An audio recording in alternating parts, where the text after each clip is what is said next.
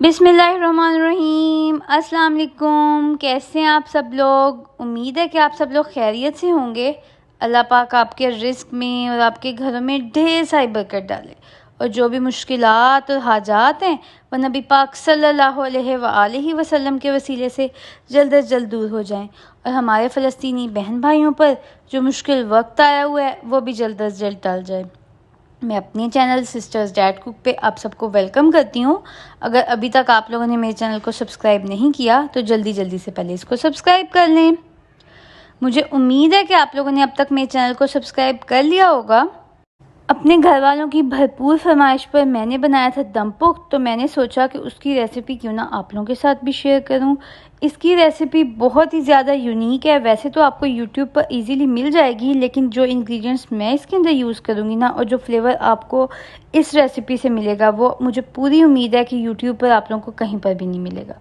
बहुत ही यूनिक से अंदाज के साथ चलिएगा चलते हैं और अपना दम पुख्त तैयार करते हैं। बिस्मिल्लाहिर्रहमानिर्रहीम। तो अपने स्टेप नंबर 1 के लिए सबसे पहले मैंने यहाँ पर लिए हैं 4 मीडियम साइज़ के टमाटर और उनको अच्छे तरीके से वॉश कर लिया था। 2 बड़े साइज़ के मैंने यहाँ पर प्याज लिए थे, उनको भी जो है ना इस तरह से कट कर लिया है। मोटा मोटा सा ही आप लोग भी कट कर लीजिएगा। 10 से 12 यहाँ पर मैंने जो है सब्ज़ मिर्चें ली थी और उनकी भी डंडियाँ जो हैं वो मैंने रिमूव कर दी थी। 1 गड्डी मैंने लहसुन की ली थी, अच्छे से उसको छील लिया था और उसका हम यहाँ पर इस्तेमाल करेंगे और मज़ेदार सा दम पुख्त तैयार करेंगे।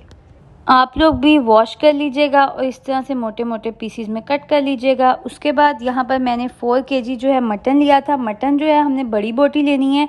आप लोग साइज़ चेक कर सकते हैं। उसको थोड़ा सा कलर देने के लिए सबसे पहले ग्रिल पैन में थोड़ा सा ऑयल लिया है और इस तरह से जो है हम सीक्वेंस वाइज जो है ना वो बोटियों को रखते जाएंगे ताकि जो है ना पहले एक साइड से अच्छे तरीके से कलर आ जाए, फिर हम उसकी दूसरी साइड जो है ना उसको कलर देंगे। ये देखें जी, जितनी एक टाइम पे आएंगी बोटियां आप लोग उतनी जो है ना सेट करिएगा, ज़्यादा ना रखिएगा कलर, नहीं तो एक साइड पर आएगा और दूसरी साइड पर नहीं आएगा। अगर आप लोगों की भी कोई सीक्रेट रेसिपी है दम पुख्त तैयार करने की तो मेरे साथ ज़रूर शेयर कीजिएगा। 4 से 5 मिनट हम इस तरह से इसको कलर देंगे।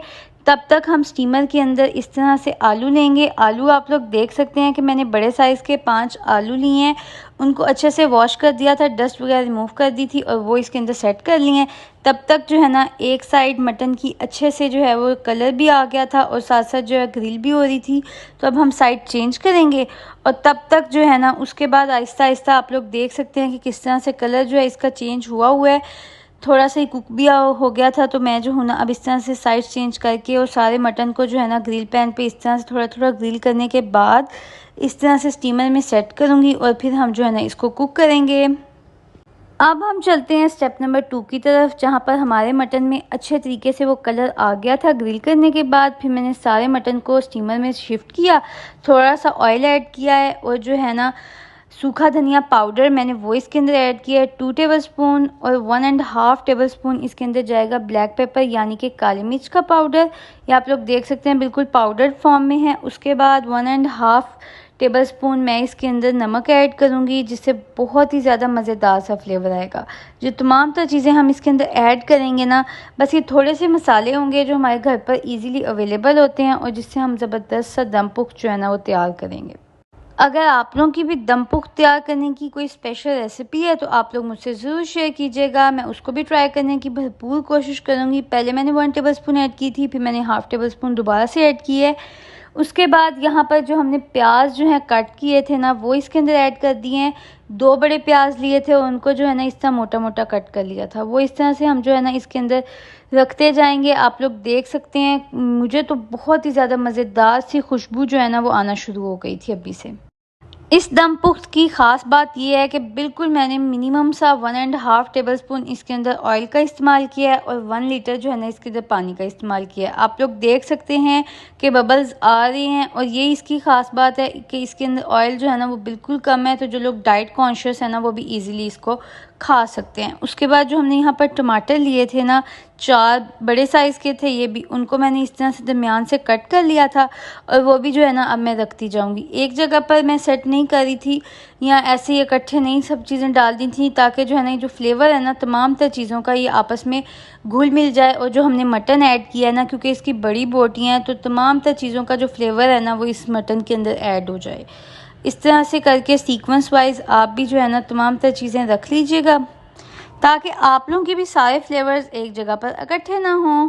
और मुझसे अपना फ़ीडबैक ज़रूर शेयर कीजिएगा जब भी आप ये रेसिपी ट्राई करें।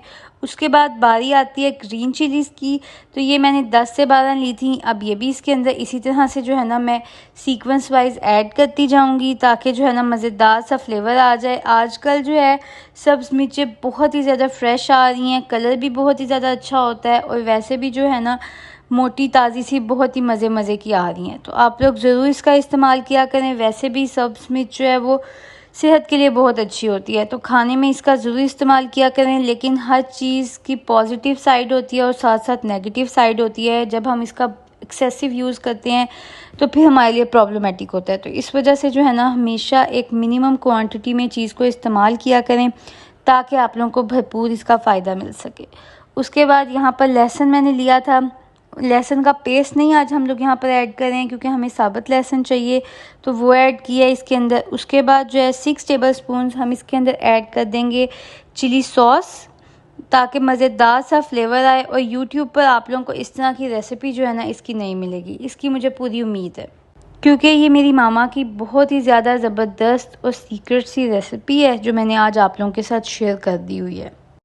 चिली सॉस इसके अंदर ऐड करने के बाद हम 6 टेबलस्पून ही इसके अंदर सिरके के ऐड कर देंगे, जिससे बहुत ही ज़्यादा मज़ेदार सा फ्लेवर आएगा, और जो मटन की एक स्मेल होती है ना वो भी ख़त्म हो जाएगी। उसके बाद तमाम तर चीज़ें जो हमने इसके अंदर ऐड करनी थी वो हमने कर दी हैं। अब हम इसको कवर कर देंगे और 4 घंटे के लिए इसको स्टीम होने देंगे।